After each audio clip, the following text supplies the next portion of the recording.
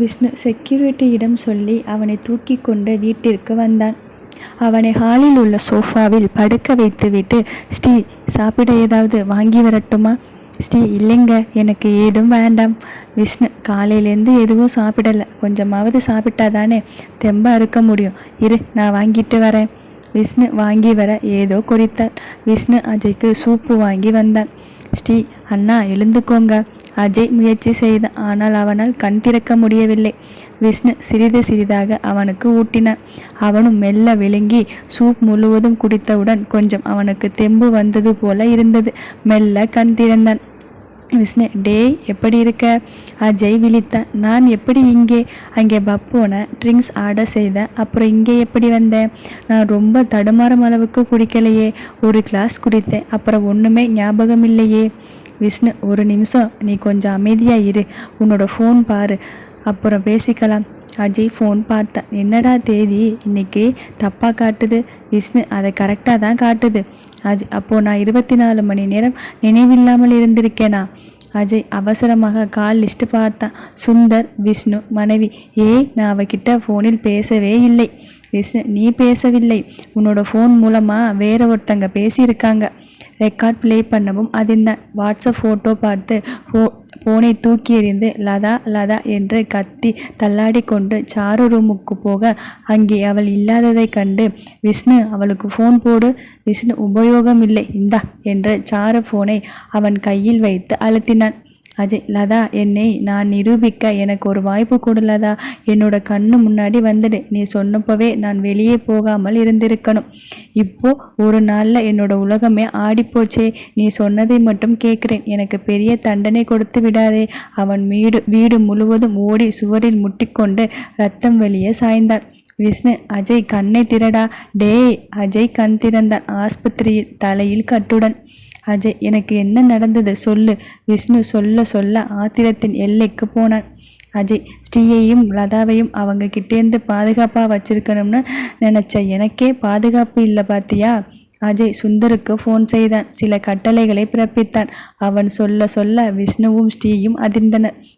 விஷ்ணு, உன்னோட மென்மையான மனசுக்குள்ள இப்படி ஒரு அரக்கன் இருக்கானாடா?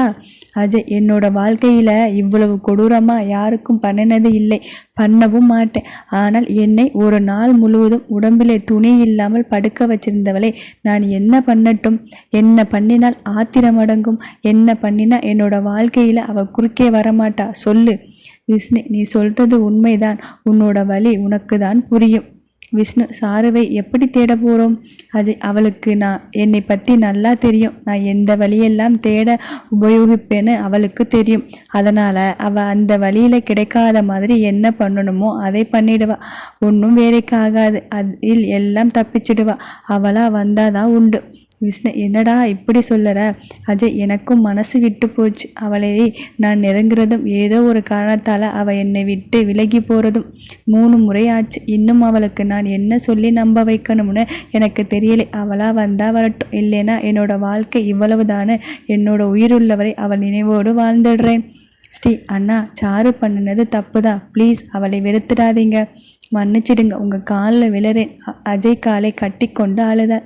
அஜய், ஸ்ரீ, அவளை நான் என்றைக்கும் வெறுக்க மாட்டேன். நான் பண்ணின தப்புக்கு தண்டனையை அனுபவிச்சு தானே ஆகணும். உன்னோட ஃப்ரெண்டு தானே தண்டனை கொடுத்துருக்கா. ஸ்ரீ, அண்ணா, கொஞ்சம் அவ நிலைமையில் யோசிச்சு பாருங்க அண்ணா. அஜய், அவ நிலைமையில் நான் யோசிக்க தயாராக இருக்கேன். ஆனால் என்னோட நிலைமையை யோசிக்க அவள் தயாராக இல்லையே. ஸ்ரீ, அண்ணா ப்ளீஸ். சாரு, ஏண்டி இப்படி பண்ணின? தலையில் அடித்து கொண்டு அழுதாள். விஷ்ணு, ஸ்ரீ அமைதியாக இது ஹாஸ்பிட்டல் என்று அவளை அணைத்து கொண்டார். ஸ்ரீ, கை எடுங்க, மேலே கை வைக்காதீங்க. எனக்கு யாரும் வேண்டாம். எனக்கு சாரு இருந்தால் போதும். உங்கள் உறவை நம்பி எங்களுக்கு உங்களால் எந்த சந்தோஷமும் இல்லை. நானே அவளை தேடி போகிறேன் என்று அவனை உதறிவிட்டு ஓடினாள். அஜயும் விஷ்ணுவும் அதிர்ந்து அவளை துரத்தி பிடித்தனர். அவள் ஆவேசம் அடங்க ஒரு ஊசி போட்டு படுக்க வைத்தனர். அஜய், விஷ்ணு இருவரும் அவள் முன்னே உட்கார்ந்தனர். விஷ்ணு, என்ன பண்ணலாம்? அஜய், ஒன்றும் புரியலடா. விஷ்ணு, சரி, இவளை வீட்டுக்கு கூட்டிட்டு போகலாம். திவ்யா எப்போ வருவா? அஜய், நாளைக்கு நான் போய் கூட்டிட்டு வந்துடுறேன். விஷ்ணு, இவளுக்கு அவ தான் ஆறுதல். கண்டிப்பாக திவ்யா முன்னாடி இப்படி நடந்துக்க மாட்டா. அதுவும் இல்லாமல் நாளைக்கு ஸ்ரீயோட அப்பா வரார். அஜய், அப்படியா? எப்படி? விஷ்ணு நடந்த கதையெல்லாம் சொன்னான். அஜய் ரொம்ப நல்லது. அவளை தூக்கி காரில் போட்டுக்கொண்டு அஜய் வீட்டில் நுழைந்தான். ஸ்ரீயை அவளறையில் படுக்க வைத்து இவர்கள் இருவரும் செக்யூரிட்டிக்கு வார்னிங் கொடுத்துவிட்டு ஹாலில் சோஃபாவில் சாய்ந்தனர். அஜய், அவள் இல்லாமல் அவளுக்காக வாங்கின வீட்டிலே நான் மட்டும் எப்படிடா இருப்பேன்? ஸ்ரீக்கு கல்யாணம் ஆனப்புறம்தான் என்னை தொடவே விடுவேன்னு சொல்லிட்டா. டெய்லி அவளுக்காக ஏங்கி ஏங்கி கடைசியில் நீ ஏங்கிட்டே இருன்னு போயிட்டா. அவள் ஒரு லூசுடா. அவளுக்கு நல்லது எதுன்னு யோசிக்க கூட தெரியாது. இதுவரை ஸ்ரீ இருந்தா, அப்புறம் நான். இப்போ அவள் தனியாக பத்திரமா இருப்பாளாடா? அவளுக்கு ஏதாவது ஆபத்து வந்தால் எனக்கு எப்படி தெரியும்? நான் எப்படி அவளை காப்பாற்றுறது? திவ்யாவுக்கு என்ன சொல்லி புரிய வைக்கிறது? ரியலாக இப்போதான் நான் அனாதையாக ஃபீல் பண்ணுறேன். விஜய், ஏய் அப்படியெல்லாம் சொல்லாதே, உனக்கு நாங்கள் இருக்கோம். அஜய், அவளுக்கு யாரும் இல்லையே, தனியாக என்ன பண்ணுவா? அப்பா அம்மா இல்லை, ஃப்ரெண்டு இல்லை, கட்டின புருஷன் நான் இல்லை, பெத்த பொண்ணு திவ்யா இல்லை. என்னால் தான் அவளுக்கு இந்த நிலைமை. அவளுக்கு நான் ரொம்ப தொந்தரவு கொடுத்துட்டே இருக்கேன். Flash news. நந்தினி தற்கொலை முயற்சி. நிச்சயம் செய்த தொழிலதிபர் அஜய்குமார் நெருங்கி பழகி பிறகு திருமணம் செய்ய மறுப்பதாக பெற்றவர்கள் போலீஸில் புகார். அஜய் எதிர்பார்த்தது தான். சுந்தர், சார், நந்தினியை நெருங்கவே முடியவில்லை. சுற்றி பாடிகார்டு நிறைய இருக்காங்க. நீங்கள் சொன்ன வேலையை எங்களால் முடிக்க முடியலை. அஜய், அப்போது அவள் பயந்துட்டா. சரி, கொஞ்சம் டைம் எடுத்துக்கோ. நான் எப்போ போலீஸ் ஸ்டேஷன் வரணும்? எங்கே கம்ப்ளைண்ட் கொடுத்துருக்காங்க? லாயர்கிட்ட பேசு. சுந்தர், பேசிட்டு சொல்லறேன் சார். சுந்தர், சார், நம்ம கம்பெனி ஷேர் டவுன் ஆயிடுச்சுன்னா என்ன பண்ணுறது? அஜய், அதுக்கு நீ லலிதாவை தான் கேட்கணும். நான் அந்த கம்பெனி விட்டு வெளியே வந்து ரொம்ப நாள் ஆச்சு. நீ நாளைக்கு இங்கே பெங்களூர் வந்து நம்ம கம்பெனியில் ஜாயின் பண்ணிடு. சுந்தர், லீகல் ஃபார்மாலிட்டி முடிச்சுட்டு நான் வந்துடுறேன். அஜய், ஓகே. அஜய் சாருவின் ஃபோட்டோ முன் நின்று, லூசு, நீ என்னை விட்டு போனால் அவள் இந்த மாதிரி பண்ண மாட்டான்னு நினச்சியா? நீ என்னோட இருந்திருந்தால் என்னோட விளையாட்டை பார்த்துருக்கலாம். என்னை ரொம்ப கோலையாக நினச்சிட்டே இல்லை. கண்ணீர் விட்டான். திவ்யாவை அழைத்து வந்தாள். திவ்யா நேராக சாரு ரூமுக்கு போய் அவள் இல்லாததை பார்த்து முகத்தை தொங்க போட்டு கொண்டு ஸ்ரீ ரூமுக்கு போனாள். திவ்யா, ஸ்ரீமா, ஏன் இன்னும் தூங்குற? அவளை தட்டி எழுப்பினாள். ஸ்ரீ கண் திறந்து பார்த்து திவ்யாவை அள்ளி அணைத்து கொண்டாள். ஸ்ரீ, என்னாச்சு, இன்னைக்கு வந்திருக்கீங்க? திவ்யா, இன்னைக்கு வெள்ளிக்கிழமை, அதான் வந்தேன். ஸ்ரீ, அப்படியா? திவ்யா, என்ன அப்படியா? எனக்கு கொஞ்சம் கூட மரியாதையே இல்லை. சாரும்மா எனக்காக வெயிட் பண்ணலை. நீயும் தூங்கிக்கிட்டே இருக்க. ஸ்ரீ, சாரி, இரு வரேன். உனக்கு சாப்பிட ஏதாவது செய்கிறேன். திவ்யா, வேண்டாம். அங்கே அப்பாக்கள் வேலை செய்கிறாங்க. நாம் சாப்பிட வேண்டியது தான். ஸ்ரீ, நான் பாத்ரூம் போயிட்டு வந்துடுறேன். அவள் முகம் கழுவி பல் தேய்த்து குளித்து தலைவாரி வேறு உடை அணிந்து வந்தாள். ஸ்ரீ, திவ்யா குட்டி, இந்த வாரம் எப்படி ஸ்கூல் போச்சு? திவ்யா, எனக்கு எப்போவுமே சூப்பர். வா, உனக்கு காட்டணும்னு நிறைய எடுத்து வந்திருக்கேன். ஸ்ரீ அவளுடன் சிரித்து சாப்பிட்டு விளையாடி தூங்கி எல்லாம் சாதாரணமாக இருந்தாள். சனிக்கிழமை விஷ்ணுவின் அம்மாவும் சத்யநாராயணனும் வந்தனர். சாவித்ரி, ஸ்ரீ என்னை மன்னிச்சிடுமா, உங்கள் அம்மாவை பற்றி நான் ரொம்ப தப்பாக நினச்சிருந்தேன். ஆனால் இப்போதான் புரிஞ்சுக்கிட்டேன். இதோ உங்கள் அப்பா வந்திருக்காரு பாரு. ஸ்ரீ, மேடம், நீங்கள் நினச்சி வந்த ஆள் நான் இல்லை என்று சொல்லிவிட்டு யாரையும் கண்டு கொள்ளாமல் திவ்யாவுடன் விளையாட சென்று விட்டாள். சாவித்ரி, விஷ்ணு, என்னாச்சுடா? ஸ்ரீக்கு முகம் கொடுத்து கூட பேச மாட்டேங்கிறா. விஷ்ணு, அன்னைக்கு நீ திட்டி அனுப்பிட்டியா? இவன் வெளியே போய் ஒரு பிரச்சனையில் மாட்டிக்கிட்டானா? சாரு எங்கள் எல்லாரையும் விட்டு போயிட்டாளா? சாரு போனதுக்கு நீ, நான், அஜய் தான் காரணம்னு முழுசாக நம்புகிறான். அதான் அவள் அப்படி நடந்துக்கிறா. அஜய் ஹேமாவின் பெட்டியை கொண்டு வந்து அவர்களிடம் கொடுத்தான்.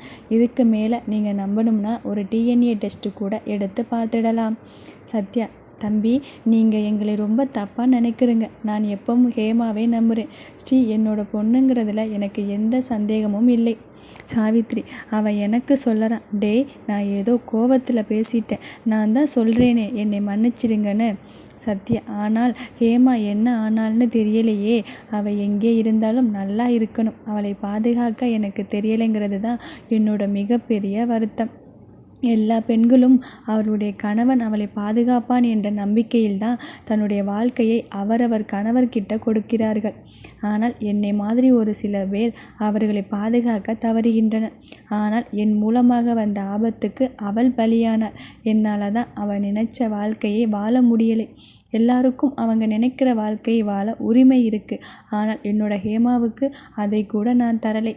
அஜய்க்கு சம்மட்டியால் அரைந்தது போல இருந்தது. லதாவை நான் நம்பலையோ? நான் எதுக்கு டிஎன்ஏ டெஸ்ட் எடுத்தேன்? கிட்டத்தட்ட என்னோட வாழ்க்கையும் அவங்க வாழ்க்கையும் ஒன்று போல தான் இருக்குது. ஆனால் அவங்க மனைவிக்கு கொடுக்கணும்னு நினச்ச உரிமையை நான் என்னோட மனைவிக்கு கொடுக்கலையோ? லதாவுக்கும் அவளோட வாழ்க்கையை வாழ உரிமை இருக்குது. அந்த உரிமை என்கிட்ட கிடைக்கலையா? அதனால தானோ என்னவோ அவள் என்னை விட்டு போயிட்டா. இவர்கள் பேசி கொண்டிருக்கும்போது விஸ்வநாத் நுழைந்தார். அவர் இந்த 6 மாதத்தில் 5-6 முறை வந்துவிட்டு ஒரு நாள் தங்கி மகன் மருமகள் பேத்தியோடு இருந்துவிட்டு போய்விடுவார் என்று அவர் வரும்போதே வெளியே திவ்யாவுடன் விளையாடி கொண்டிருக்கும் ஸ்ரீயிடம், ஸ்ரீ சாரி எங்கே என்று கேட்டுக்கொண்டே வந்தார். திவ்யா தாத்தா என்று கட்டிக்கொண்டாள். ஸ்ரீ கண்ணில் வழிந்த கண்ணீரை அவர் கண்டுவிட்டார். விஸ்வா, திவ்யா குட்டி, நீங்கள் கொஞ்ச நேரம் தனியாக விளையாடுங்க, நான் உங்கள் அப்பா அம்மா கிட்ட பேசிட்டு வரேன். திவ்யா, எங்கே? சாருமா தான் ஏதோ வேலையாக கிளம்பிட்டாங்களே, ஸ்ரீமா தான் இருக்காங்க, நீங்கள் பேசுங்க, நான் போய் விளையாடுறேன். விளையாட போனார். விஸ்வநாத் ஸ்ரீயை அணைத்து கொண்டு உள்ளே நுழைந்தார். உள்ளே நுழைந்தவுடன் சத்யாவை பார்த்து அதிர்ந்தார். விஸ்வா, சத்யா எப்படிடா இருக்க? சத்யா, உனக்கு என்னை கூட ஞாபகம் இருக்கா? நான் எல்லாம் உனக்கு செருப்பு மாதிரி தானே?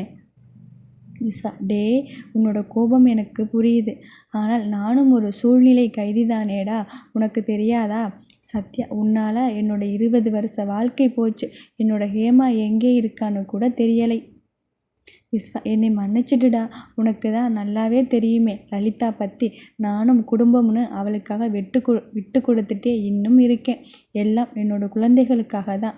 நான் ஒரு சுயநலவாதி தான், ஒத்துக்கிறேன். ஆனால் என்னோட சூழ்நிலையில் என்னால் எதுவும் செய்ய முடியலை.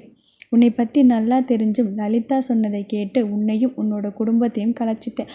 ஆனால் அதுக்காக நான் மனசார வேதனைப்பட்டு இருக்கேன் தினமும் இன்னைக்கு வரை. சத்யா, போதும்டா. உன்னோட வேதனை என்னோட வாழ்க்கையை திருப்பி கொடுக்குமா என்ன? நான் இங்கே வந்தது என்னோட பொண்ணை பார்க்குறதுக்கு. ஆனால் அவள் என்கிட்ட பேசுகிற சூழ்நிலையில் இல்லை. முதல்ல அவங்க பிரச்சனையை பார்க்கலாம். என்னோடது ரொம்ப பழைய விஷயம், அதை கொஞ்சம் லேட்டாக கூட பார்த்துக்கலாம். விஸ்வா, அஜய், நீ என்ன பண்ணி வச்சிருக்க? நந்தினி விஷயம் ரொம்ப பெரிய பிரச்சனையாக உருவாச்சு. இங்கே சாருவை காணும். எங்கே அவ? அஜய், நான் வேண்டாம்னு என்னை விட்டு போயிட்டாப்பா. விஸ்வா, என்னடா சொல்கிற நீ? கல்யாணம் பண்ணினா பொண்டாட்டியாக வந்தவளை பார்த்துக்கணும்னு நான் அவள் என்ன தப்பு பண்ணினாலும் உங்கள் அம்மா பக்கம் இருக்கேன். ஆனால் ஒரு பூ மாதிரி பொண்ணை எப்படிடா விட்ட? அஜய் நடந்தவற்றை எல்லாம் சொன்னான். அனைவரும் திடுக்கிட்டு அமர்ந்தனர். எப்படி அவளை கண்டுபிடிப்பது? விஸ்வா, போலீஸ் கம்ப்ளைண்ட் கொடுத்துடலாமா? அஜய், வேண்டாம் அப்பா, அது நந்தினிக்கு ரொம்ப வசதியாக போயிடும். இன்னும் விளையாட ஆரம்பிச்சுடுவா. அதுவும் இல்லாமல் அடுத்த முறை லதா என்கிட்ட வரும்போது அவளுக்கு யாராலையும் தொந்தரவு இருக்கக்கூடாது. அதனால் அவளை நானே தேடிக்கிறேன். அதுக்கு முன்னாடி நந்தினி பிரச்சனையை முடிக்கிறேன். ஸ்ரீ அஜயை நிமிர்ந்து பார்த்தான். அண்ணா, அப்போ நீங்கள் சாருவை தேடி கண்டுபிடிச்சிடுவீங்க இல்லை? அஜய் தலையாட்டி, அதை விட எனக்கு என்ன வேலை? கொஞ்சம் நாள் அவளும் எங்கேயாவது நிம்மதியாக இருக்கட்டும். ஸ்ரீ, அவளுக்கு ஒன்றும் ஆகாது இல்லை? அஜய், அவளுக்கும் ஒன்றும் ஆகாது, நம்பு. இப்போவாவது உங்கள் அப்பா கிட்ட பேசு. ஸ்ரீ அவர் முகத்தை பார்த்தாள். சார், நீங்கள் எங்களை பிரியும் அளவுக்கு என்ன நடந்தது சொல்லுங்கள். ஃப்ளாஷ்பேக். சத்யா, விஸ்வா இருவரும் மிக நெருங்கிய தோழர்கள். விஸ்வா கொஞ்சம் பணக்காரன். அதுக்காக சத்யா ஒன்றும் ஏழைன்னு சொல்ல முடியாது. விஸ்வா தொழில் ஆரம்பிக்கும்போது சத்யா தான் ரொம்ப ஆதரவு கொடுத்ததால் சத்யா அந்த தொழிலில் முக்கியமான அங்கமாக விஸ்வாவிற்கு உதவியாக இருந்தான். லலிதாவை பொண்ணு பார்க்கும்போது சத்யாவும் போனதால் லலிதா கண்ணுக்கு முதலில் சத்யா தான் விழுந்தான். விஸ்வாதான் மாப்பிள்ளை என்றாலும் லலிதாவுக்கு சத்யா மேல் இருந்த ஈர்ப்பு மாறவில்லை. அடிக்கடி சத்யா வீட்டுக்கு வருவதாலும் சத்யாவை அடிக்கடி பார்த்து கொள்வதாலும் லலிதாவுக்கு சத்யா மேல் இருந்த கவர்ச்சி அதிகமானது. விஸ்வா தொழில் விஷயமா வெளியூர் போனால் வீட்டுக்கு தேவையானதும் சத்யாவை பார்த்து கொள்வார். லலிதா மனது சத்யாவுக்கு தெரியாததால் சத்யாவும் லலிதாவுடன் சாதாரணமாகவே பழகினான். லலிதாவுக்கு 2வது பிரசவத்தில் கொஞ்சம் பிரச்சனையாகவே துணைக்கு ஹேமாவை அமர்த்தினான். அப்போது ஹேமாவுக்கு கொஞ்சம் அவசர பண உதவி தேவைப்பட்டதால் சாவித்திரியின் அண்ணன் சொன்னதால் ஏதும் பேசாமல் வேலைக்கு சேர்த்து கொண்டார். லலிதா ஹேமாவை சத்யா சேர்த்து விட்டதால் சத்யாவுக்கும் ஹேமாவுக்கும் தொடர்பு இருக்குமோ என்ற சந்தேகத்துடன் ஹேமாவை கொடுமைப்படுத்த ஆரம்பித்தாள். சத்யாவுக்கு ஏனோ ஹேமா மேல் ஒரு பிரியம் இருந்தது. அவள் தங்கையின் தோழி என்பதாலா இல்லை அவளுடைய அமைதியான குணமா தெரியவில்லை. ஒருமுறை லலிதா வீட்டில் ஹேமாவை கேலி செய்து அவளை மனசங்கடப்படும்படி பேசிய லலிதாவை சத்யா கோபத்துடன் பேசிவிட்டான். அப்போது அவளுக்கு காதல் கவர்ச்சியை தாண்டி அவளுக்கு சத்யா மேல் வன்மம் அதிகமானது. ஆனால் யாருக்கும் தெரியாமல் சத்யாவும் ஹேமாவும் காதலிக்க துவங்கி இருந்தன. சத்யாவே ஹேமாவை பெண் கேட்டு கல்யாணமும் பண்ணி கொண்டான். சத்யா ஹேமாவை வேலைக்கு போக வேண்டாம்னு சொல்லியும் அவள் கேட்காமல் அஜய் முகம் பார்க்காமல் இருக்க முடியாது. குழந்தை என்ன பண்ணுவான் பாவம் என்று போவாள். ஆனால் லலிதா ஹேமாவை ரொம்ப கொடுமைப்படுத்தினாள். சத்யாவையும் ஹேமாவையும் ஒன்று சேர விடாமல் பார்த்து கொண்டாள். தினமும் ஹேமாவை மிரட்டி அனுப்புவாள். சத்யா தினமும் காத்திருந்து ஏமாந்து தூங்கி விடுவான். கிட்டத்தட்ட 1 வருடமே போனது. சத்யா ஒரு நாள் லலிதா வீட்டுக்கு போன போது லலிதா கிண்டலாக என்ன வீட்டுக்கு போனால் பட்டினிதான் போல இருக்கு, வருஷ கணக்கா இப்படியே போயிட்டு இருக்குது என சொல்லவும் அவனுக்கு ஆண்பிள்ளை தானே வீட்டுக்கு வந்து ஹேமாவுடன் வலுக்கட்டாயமாக உறவு கொண்டான். பிறகு வரும் நாட்கள் எப்பவும் வலுக்கட்டாய உறவுதான். அதன் மூலமாக உண்டானவள் பயந்து போய் லலிதாவை பற்றி சொல்ல அப்போதுதான் லலிதாவை ஹேமாவை மிரட்டியது சத்யாவுக்கு தெரிந்தது. ஹேமாவிடம் ஆறுதல் சொல்லி உனக்கு அவ்வளவு பயமாக இருந்தால் நான் வேலையை விட்டுட்டு வந்துடுறேன், என்கிட்ட இருக்கிற காசை வச்சு ஒரு தொழில் ஆரம்பிக்கலாம் என்று சொல்லவும் ஹேமா சரி என்று சொல்லி லலிதா வீட்டுக்கு வேலைக்கு போவதை நிறுத்தி கொண்டாள். சத்யாவும் விஸ்வா கிட்ட சொல்லி அவனை விட்டு வெளியேறினான். ஆனால் அதுக்கப்புறம் லலிதாவுக்கு ஏதோ தோத்துட்டது போல தோன்றவும் விஸ்வாவிடம் சத்யா தன்னிடம் தவறாக நடந்து கொண்டது போலவும் அதனால்தான் திடீரென வேலை விட்டு போவதாகவும் ஏற்றிவிட்டார். அதை கேட்ட விஸ்வா சத்யா மேல் கொலை பழி போட்டு ஜெயிலுக்கு அனுப்பிவிட்டார். அதற்கப்புறம் லலிதா ஆட்களை ஏவி விட்டு ஹேமாவை கொலை பண்ண துரத்த ஹேமா ஊரை விட்டு வெளியேறினாள். இதில் இருக்கும் உண்மையெல்லாம் விஸ்வாவுக்கு தெரிய வர சத்யாவை ஜாமீனில் வெளியே எடுத்தான். ஆனால் இப்போ இருவருக்கும் இடையில் நட்பும் இல்லை, பகையும் இல்லை. சாரு வந்திறங்கிய இடம் கோவை. ஒரு ஹோட்டல் பார்த்து தங்கினார். ஒரு சின்ன ஃபோன் வாங்கினார். சிம் ஒன்று வாங்கி போட்டு கம்ப்யூட்டர் சென்டரில் ரெஸ்யூம் ரெடி செய்து 2-3 ஹாஸ்பிட்டல் போய் வேலை கேட்டு வந்தார். எல்லோரும் கால் பண்ணுறோம் என்றார்கள். சரி இனிமேல் கால் வந்தால்தான் என்று பக்கத்தில் இருக்கிற கோயிலுக்கு போயிட்டு வந்தாள். கடவுள் வழிவிட்ட மாதிரி டீன் டாக்டர் சஞ்சய் கால் செய்தார். டாக்டர் சாருலதா நாளைக்கு மார்னிங் டியூட்டி ஜாயின் பண்ணிடுங்க. Sir sure sir. மறுநாள் காலையில் வேலைக்கு சேர்ந்த. பழகிய வேலைதான், ஒன்றும் நடுக்கமில்லை. டாக்டர் சஞ்சயும் சாருவுக்கு மிகவும் நட்புடன் மற்றும் உதவியாகவும் இருந்தார். முக்கிய ஆப்ரேஷன் எல்லாம் சஞ்சயும் சாருவும் தான் ஒர்க் பண்ணுவாங்க. சஞ்சய் சாரு கொஞ்சம் ரூமுக்கு வாங்க. சார் கூப்பிட்டீங்களா? சஞ்சய் எஸ் வாங்க, காப்பி சாப்பிடலாம். சார் இல்லை பரவாயில்லை சார். சஞ்சய் நானும் நீங்களும் சேர்ந்து தான் சர்ஜரி முடித்து வந்தோம், எனக்கு தலை வலிக்குது, வாங்க 2 பேரும் சாப்பிடலாம், தயங்காதீங்க. இருவரும் காப்பி குடித்தனர். சஞ்சய் சார் நீங்கள் ஹாஸ்பிட்டல் டார்மிட்டரியில் தங்கியிருக்கீங்க, வெளியே எங்கேயாவது வீடு பார்த்துக்கலாம் இல்லையா? சார் இட்ஸ் ஓகே, எனக்கு இங்கேயே பரவாயில்லை. சஞ்சய் ஓகே உங்கள் இஷ்டம். சாரு காப்பி சாப்பிட்டு கிளம்பினாள். டாக்டர் சஞ்சய் இளம் வயது மனைவியை இழந்தவர். ரொம்ப அமைதி, சாஃப்ட் ஸ்போக்கன், யாரையும் கடுமையாக பேச மாட்டா. சஞ்சய் அம்மம்மாவை வர சொல்லுங்க. அம்மம்மா சார் கூப்பிட்டீங்களா? சஞ்சய் சாருலதான்னு ஒரு டாக்டர் ஜாயின் பண்ணியிருக்காங்க, அவங்க ஊருக்கு புதுசு, அவங்களுக்கு தேவையான உதவி பண்ணுங்க, அப்புறம் அவங்களை பார்த்துக்கோங்க. அந்த வார்த்தையில் அவன் கொடுத்த அழுத்தம் அந்த அம்மாவுக்கு ஏதோ உணர்த்தியது. அம்மம்மா 20 வருடமாக இங்கே இருக்கிறார், எல்லா வேலையும் பார்த்து கொள்வார். சஞ்சய்க்கு அம்மா மாதிரி. அம்மம்மா சரி கண்ணு என்று சென்றாள். சாருலதா நீங்கள் ஏன் எனக்கு இதெல்லாம் செய்கிறீங்க? அம்மாம்மா டாக்டர் தம்பி உங்களை நல்லா பார்த்துக்க சொன்னார், நீங்கள் பக்கத்தில் எங்கேயாவது போகணும்னா நான் கூட்டிகிட்டு போகிறேன், இல்லை ஏதாவது தேவைன்னா சொல்லுங்கள் நான் வாங்கிட்டு வரேன் என்று சாருவின் துணிகளை துவைக்க எடுத்து சென்றாள். சார் ஐயோ அம்மா உங்களுக்கு என்னோட அம்மா வயசு ஆகுது, நீங்கள் எதுக்கு எனக்கு இதெல்லாம் செய்யறீங்க? அம்மம்மா, எனக்கு உன்னோட வயசில் ஒரு பொண்ணு இருக்காள். ஆனால் எங்கே இருக்கான்னு தெரியாது. உனக்கு செஞ்சால் அவளுக்கு செய்கிற மாதிரி இருக்கு. அதனால் இது என்னோட விருப்பம். தடை சொல்லாதே. நாட்கள் ஓடின. இவளுக்கு ஊரும் ஹாஸ்பிட்டலும் அத்துபடி ஆனது. ஒரு நாள் சஞ்சய், சார் எனக்கு பெங்களூர் வரை ஒரு வேலை இருக்குது, நான் போயிட்டு வந்துடுறேன். சார் நீங்கள் பெங்களூர் போகிறீங்களா? சஞ்சய், ஆமாம். ஏன், உங்களுக்கு ஏதாவது அங்கே வேலை இருக்கா? சார், இல்லை சார். சாரு தயங்குவதை பார்த்து சஞ்சய், சாரு தயங்காதீங்க, என்னன்னு சொல்லுங்க. சாரு, அங்கே என்னோட பொண்ணு படிக்கிறா, பார்க்கணும் போல இருக்கு என்று சொல்லும்போதே அவள் கண்ணில் கண்ணீர். அதை பார்த்த சஞ்சய் துடித்து தான் போனான். சஞ்சய், வரீங்களா? போகலாம். காரில் தான் போகிறேன். ஒருவனுக்கு ஒரு கார் ரொம்ப பெருசு, கூட யாராவது வந்தால் துணையாக இருக்கும். சார், உங்களுக்கு ஒன்றும் தொந்தரவு இல்லையே? சஞ்சய், உறுதியாக இல்லை. பட் நீங்கள் வந்தால் எனக்கு ஹெல்ப் தான்.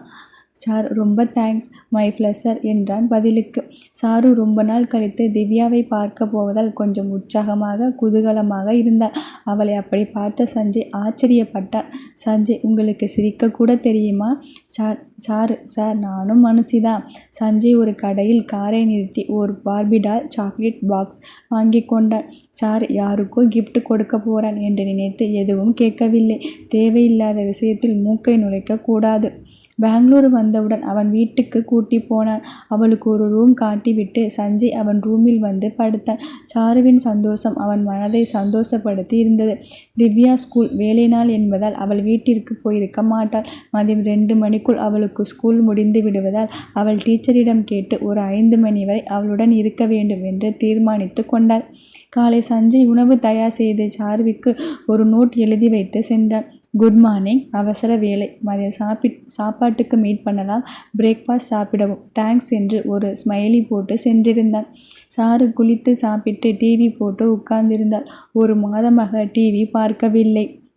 Flash news. நந்தினி குற்றச்சாட்டுக்கு பதிலடி. அஜய்குமார் போலீஸ் ஸ்டேஷனில் வாக்குமூலம். நிருபரை சந்தித்த அவர், எனக்கு ஏற்கனவே கல்யாணம் ஆகி 5 வயசுல பொண்ணு இருக்கா. நந்தினி என்னை பற்றி சொன்னது எல்லாம் போய்.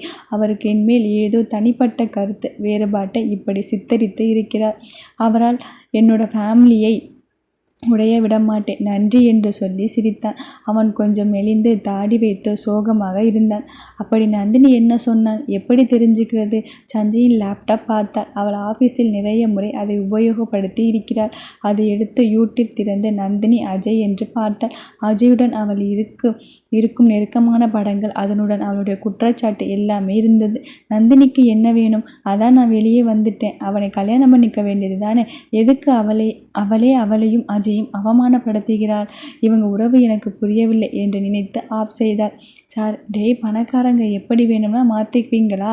அப்போ நைட் அவள் கூட இருந்தது, இவனோட ஃபோனில் அவள் பேசினது. அடைச்ச. சார் வெளியே போய் சிறிது நேரம் உலவி விட்டு வந்தாள். ஒரு 12 மணியளவில் சஞ்சய் வந்தாள். Sir, hello sir. Sanjay, hi, சாப்பிட்டீங்களா? சார், சாப்பிட்டேன். நீங்கள் போன வேலை ஓகேவா? சஞ்சய், எஸ், ஒரு சர்ஜரி முடிஞ்சது, ரொம்ப பசிக்குது. சார், ஏதாவது குக் பண்ணட்டுமா? சஞ்சய், ஓ, நான் பண்ணுறேன், நீங்கள் கெஸ்ட், அதனால் ஒரு அரை மணி நேரம் டைம் கொடுங்க. சார், நானும் ஹெல்ப் பண்ணுறேன். இருவரும் சேர்ந்து சமைத்தனர். Sir, super sir.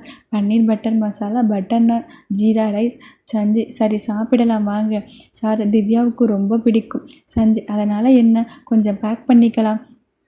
Sir, thanks. Sanjay, no thanks. இருவரும் திவ்யாவை பார்க்க கிளம்பின. திவ்யா ஓடி வந்து கட்டிக்கொண்டாள். திவ்யா, அம்மா, நீ எவ்வளவு பிஸியாக இருந்தாலும் என்னை பார்க்காமல் இருக்கக்கூடாது. I miss you so much.